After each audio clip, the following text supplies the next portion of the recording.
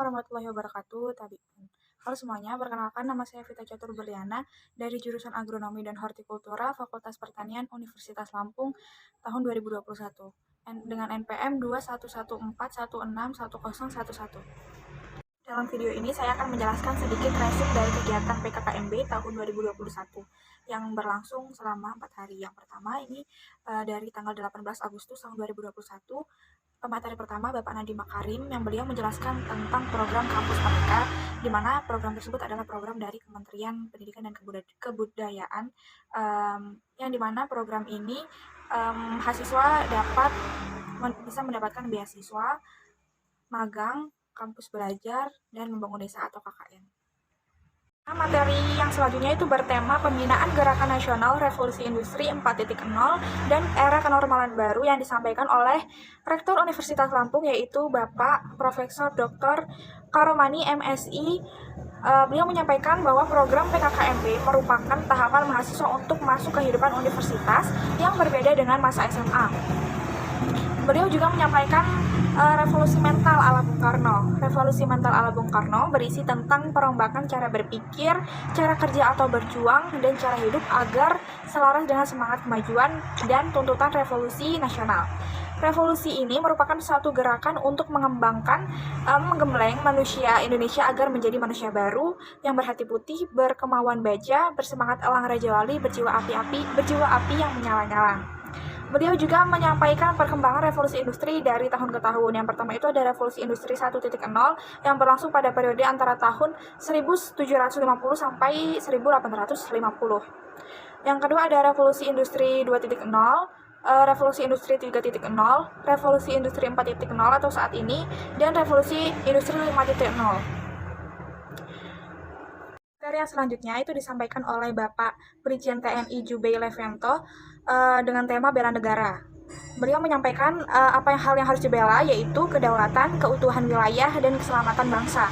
Dan mengapa harus dibela? Karena negara itu diibaratkan seperti makhluk hidup, dan negara itu adalah tempat tinggal untuk banyak orang, makanya harus dibela. Siapa yang harus membela? Yaitu kita semua sebagai warga negara memiliki kewajiban untuk membela negara. Macam-macam ancaman, yaitu yang pertama ada ancaman militer, non-militer, dan ancaman militer dan non-militer.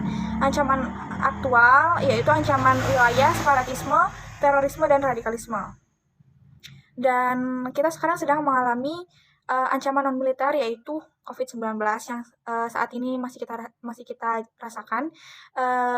Yang kemudian ada ancaman perang modern yaitu salah satunya adalah proxy war. Ada materi yaitu pencegahan dan penanggulangan intoleransi, radikalisme, dan terorisme oleh Komjen Pol Dr. Boy Rafli Amar MH.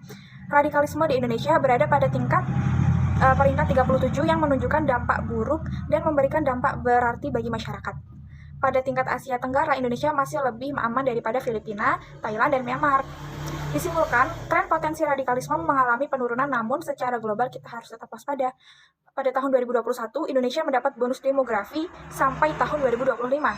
Jumlah penduduk Indonesia didominasi generasi Z atau generasi setelah generasi milenial. Orang Indonesia menghabiskan 8 jam 52 menit berselancar di internet atau scroll media sosial. Yang terakhir, pada hari pertama PKKMB 2021 adalah etika bersosial media yang disampaikan oleh Yosi Makalu. 5 etika ketika bermain sosial media. Yang pertama adalah memilih melakukan sebuah penelitian membaca ulang. Jangan sampai ada data kita atau data orang lain itu yang tersebar di sosial media kita atau sosial media orang lain. Yang kedua, kritik, yaitu kritis dan juga harus mau berpikir. Jadi kita tidak bisa menerima informasi yang belum tentu jelas itu dari mana sumbernya. Yang ketiga, mengapresiasi sumber dengan cara di-mention, menyantumkan sumbernya, yaitu misalnya kita dapat quotes-quotes atau video-video yang bermanfaat, lalu kita akan merepost, itu harus wajib kita mention sumbernya. Itu adalah bentuk apresiasi kita terhadap pembuat video tersebut. Yang keempat, yaitu memperhatikan gaya bahasa. Jadi selama kita bermain media sosial, jangan asal aja kita berkomentar. Jadi harus memperhatikan gaya bahasa kita agar tidak disalahpahami oleh orang lain. Yang kelima, menjelaskan data diri kita paling tidak dengan gambar. Jadi jangan pernah jadi akun anonim gitu. Jadi lebih baik kita seenggaknya kita ada gambar kita atau nama. Jadi kalau misalnya akun anonim gitu, biasanya dia meninggalkan komentar-komentar jahat di setiap postingan orang. Kemudian di hari kedua PKKMB tahun 2021 ada pemateri yang pertama, yaitu Bapak Profesor Dr. Asep Sukrohar, Esket MKes, Wakil Rektor Bidang Umum dan Keuangan, dengan tema Pengelolaan Perguruan Tinggi di Era Kenormalan Baru. Dalam materi ini beliau menekankan pengelolaan Unila di era sekarang, apalagi era pandemi yang belum usai, dan beliau menyampaikan begitu pentingnya memakai masker, mencuci tangan, menjaga jarak, menjauhi kerumunan, dan mengurangi mobilitas atau 5M. Dengan adanya pandemi ini, beliau menyampaikan sikap kampus terhadap pandemi, meliputi pembentukan Satgas, program-program Satgas, vaksinasi, BPJS Kesehatan. Beliau juga menyampaikan inovasi-inovasi masyarakat saat pandemi, fasilitas-fasilitas klinik Unila, aset-aset BLU Unila, dan kesiapsiagaan menghadapi COVID-19, serta tindakan-tindakannya.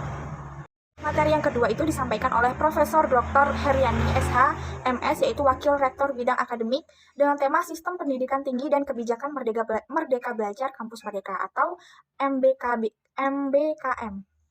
Dalam materi ini, beliau menyampaikan pengertian, tujuan, bentuk pendidikan umum, serta pengertian dari sistem kredit, tujuan penerapannya.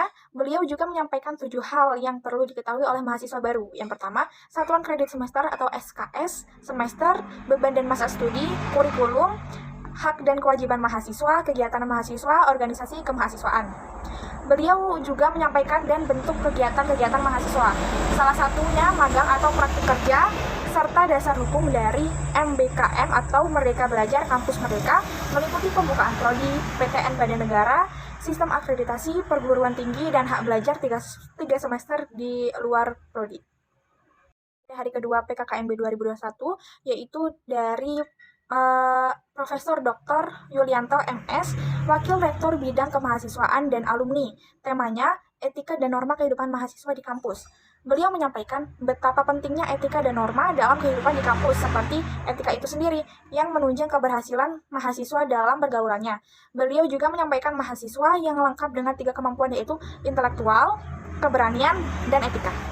Beliau juga berkata bahwa sikap dosen dapat berpengaruh dari dosen itu sendiri atau dari mahasiswanya. Beliau juga tidak lupa memberi arahan agar tidak menyimpang dengan etika di kampus.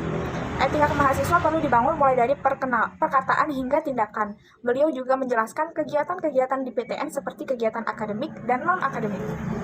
Materi yang terakhir atau materi yang keempat pada hari Kamis 19 Agustus 2021 yaitu Wakil Rektor Bidang Perencanaan Kerjasama dan TIK.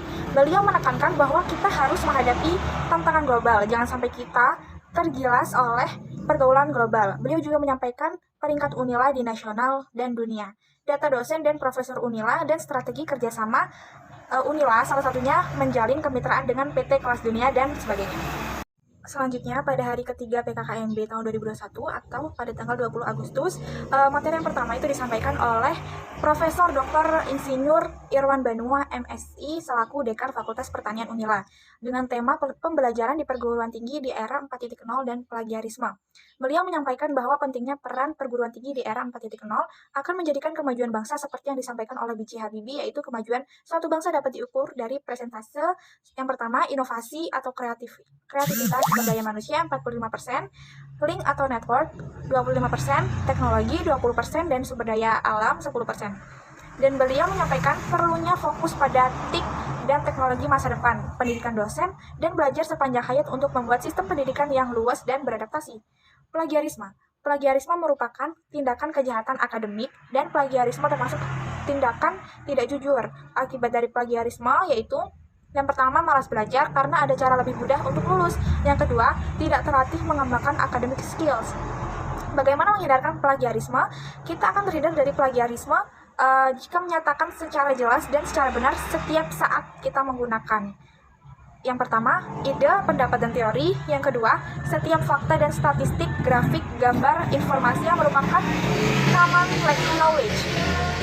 Yang selanjutnya itu disampaikan oleh Profesor Dr. Insinyur Purnomo MS selaku Wakil Dekan Bidang Akademik Fakultas Pertanian Universitas Lampung dengan tema Sistem Perkuliahan dan Bimbingan Akademik. Beliau menjelaskan perbedaan sekolah dan kuliah. Seperti sekolah itu bukan SKS, sedangkan kuliah SKS. Dan kuliah itu bisa saja temannya berbeda-beda, sedangkan saat kita SMA dulu temannya ya sekelas itu saja. Dan beliau menyampaikan tugas pembimbing akademik seperti membantu mahasiswa dalam menyusun rencana studi atau RS dan perbedaan antara jurusan dan program studi. Beberapa sanksi akademik ketika yang pertama itu mencontek, plagiat, dan tindak pemalsuan.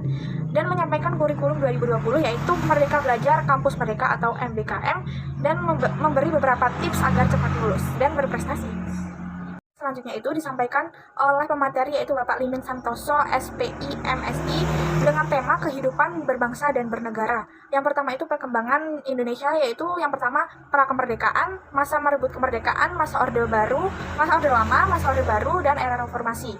Yang kedua, ciri-ciri nasionalisme Indonesia. Yang pertama, Bhinneka Tunggal Ika. Yang kedua, jiwa luhur Pancasila. Yang ketiga, hakikat, martabat, dan berkeprimanusiaan. Yang keempat, solidaritas, budaya religi, martabat kehidupan, dan menghormati perbedaan. Dan yang terakhir adalah komunikasi. Selanjutnya, tantangan nasionalisme. Yang pertama, berkembangnya fanatisme, berkurangnya kesadaran pluralisme, kuatnya tekanan globalisme, dan yang terakhir, pemaknaan politik secara keliru.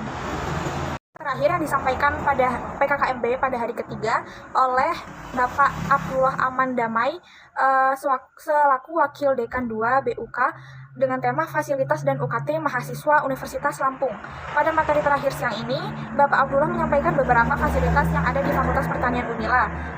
Berikut fasilitas yang dijelaskan. Yang pertama, koleksi perpustakaan yang dapat dikunjungi oleh mahasiswa. Yang kedua, fasilitas olahraga seperti lapangan tenis, tribun KM, dapur, dan lain-lain. Lapangan basket, lapangan sepak bola, lintas lari, lapangan voli, dan kolam renang. Yang ketiga, fasilitas JSG yang bisa disewa. Yang keempat, fasilitas laboratorium, tempat untuk praktik bagi mahasiswa. Yang kelima, fasilitas asrama mahasiswa yang bisa digunakan.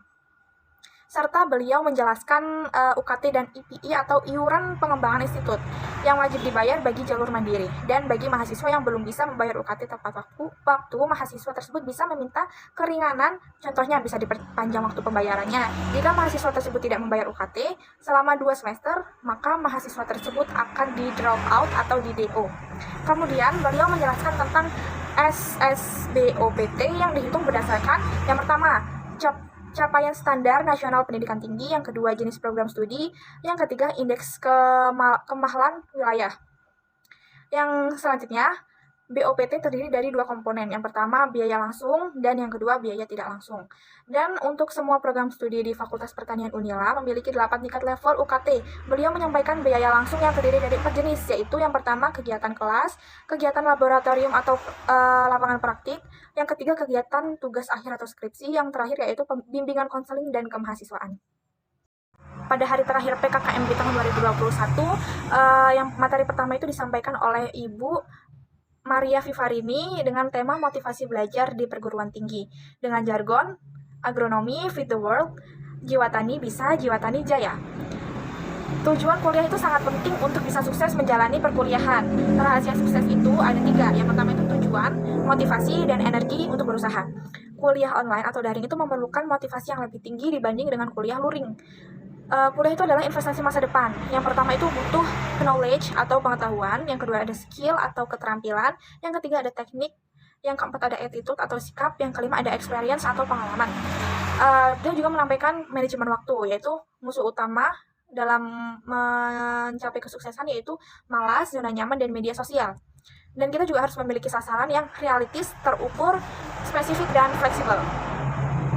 Yang selanjutnya, sebagai mahasiswa kita juga harus memperhatikan waktu tidur kita. Karena kemampuan mengingat manusia rata-rata yaitu 20% yang didengar, 30% yang dibaca, 40% yang dilihat prosesnya, 50% yang dikatakan, 60% yang dikerjakan, 90% dari yang dilihat, didengar, dikatakan, dan dikerjakan. Kita sebagai mahasiswa itu harus membiasakan membaca, karena kegiatan di perkuliahan itu rata-rata adalah membaca, seperti kuliah yaitu membaca bahan kuliah, praktikum menulis laporan, tulisan ilmiah yaitu laporan praktik dan skripsi, itu semua adalah kegiatan membaca. Selanjutnya adalah kegagalan dalam ujian. Yang pertama, kebiasaan belajar yang tidak teratur, menggampangkan matkul yang dihadapi, tidak mempersiapkan diri menghadapi ujian online, dan kurang menguasai teknik belajar dan teknik ujian secara efisien. Selanjutnya, kita untuk meraih kesuksesan itu harus selalu memperbarui motivasi. Yang kedua, pada hari terakhir PKKMB tahun 2021, yaitu disampaikan oleh Bapak Dwi Hapsoro selaku Kepala Lab Ilmu Tanaman. Beliau menyampaikan ilmu dan seni mengelola tanaman yang penting dan unggul. Beliau juga menyampaikan beberapa prospek kerja lulusan agronomi dan hortikultura. Yang pertama itu ada agronomi, seperti tanaman pangan, serat, bio-oil, perkebunan yang dimanfaatkan kayu. Yang kedua, hortikultura itu sayuran, buah, tanaman obat, dan tanaman hias. Dan beliau juga menyampaikan beberapa hal yang dipelajari dalam jurusan ini. Di jurusan ini itu mempelajari terkait dengan agronomi dan hortikultura, cara langkah yang tepat membudidayakan tanaman. Proses budidaya tanaman itu juga sedikit disampaikan, seperti pemujaan tanaman, produksi benih unggul, budidaya tanaman, dan pasca panen.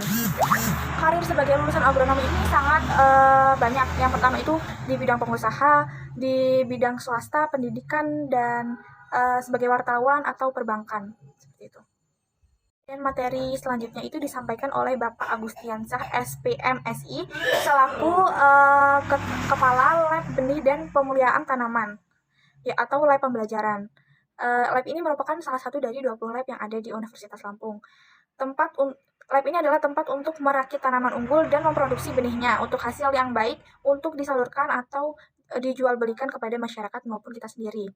Dan beliau juga menjelaskan beberapa fasilitas yang ada pada laboratorium ini. Materi yang terakhir pada hari keempat PKKMB tahun 2021 disampaikan oleh Bapak Dwi Hapsoro, yaitu bidang kajian lab ilmu tanaman. Yang pertama itu ada produksi tanaman, fisiologi tanaman, ilmu gulma, studi dasar dan terapan mikroba, bioteknologi pertanian, pasca panen, dan klimatologi pertanian.